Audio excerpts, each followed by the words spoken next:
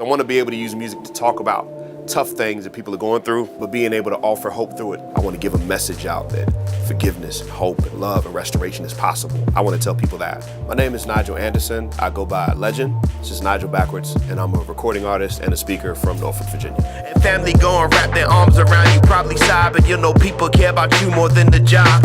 And so I asked the team to let you know we've been praying from the States, and I pray we get this house built so you'll have somewhere that's safe. Well, I was raised in Virginia Beach, from 5 up, and fell in love with music at a very young age. Fell in love with hip hop elementary school, and along the line I started to listen to music as an outlet for people expressing how I was feeling, and eventually started making music to express my own thoughts, desires, pains, and it's therapeutic. And so I've been in love with music as long as I can remember.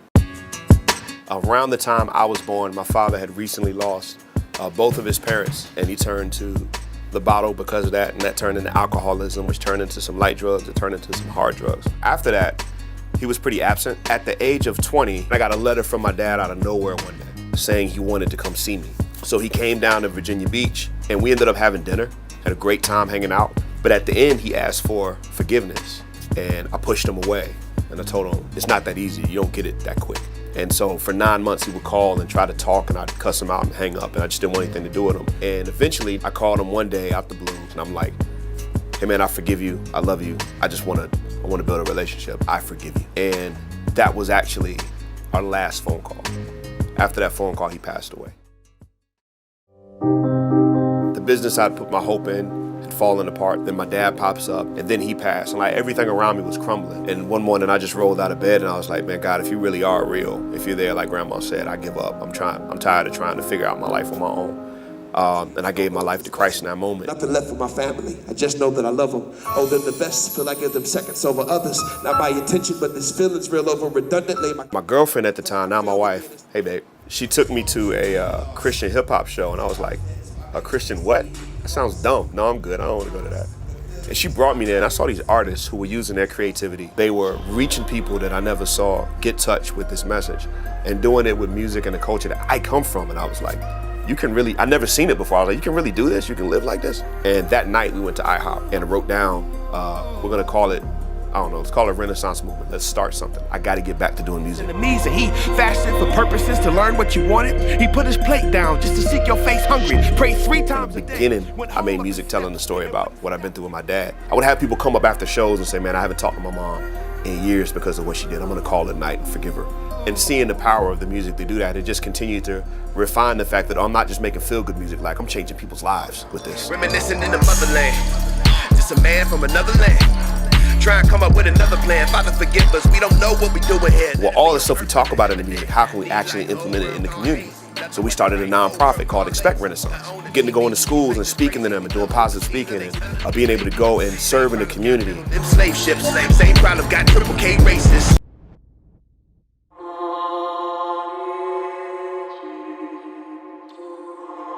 And then we ended up going to South Africa. We worked in this orphan care center that we partner with, Kira's Global. They take care of 130 kids every day whose parents have passed away due to HIV/AIDS. So I asked Dr. Marsha and Dr. Jenny, I said, hey, what's the next step? Like, what do y'all need? What's next? And she said, what we really need is a safe house. And they said, well, a lot of the kids we take care of in our orphan care center are threatened by sex trafficking. I couldn't wrap my mind around that reality.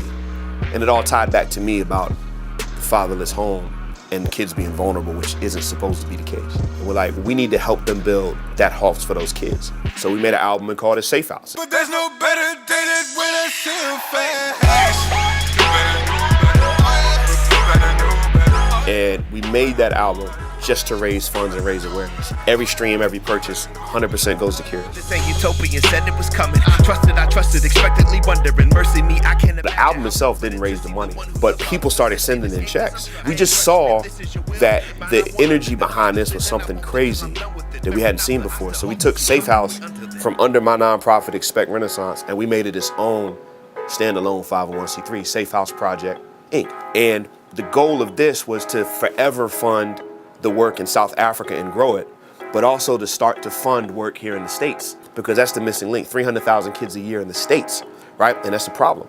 But there's not enough houses and beds for kids to go to if they escape their traffickers. And so we wanted to provide those places. I've seen better days, I've seen better days.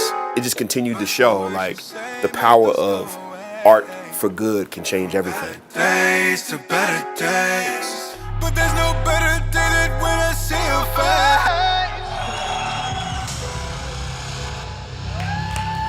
Norfolk, Virginia, how y'all doing tonight?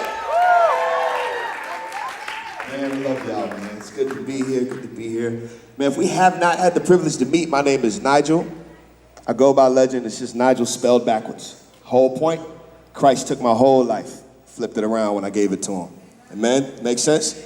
I want to be in a position musically to where I can say, hey, let's raise the standard for how we're living and what we're talking about.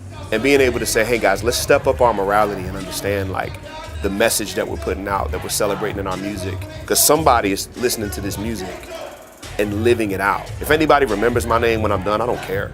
But if the conversation shifts and people start caring about what they say more in the arts, I'm cool with that.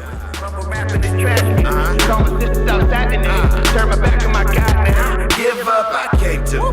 Best way to know that something's wrong is you need a loss.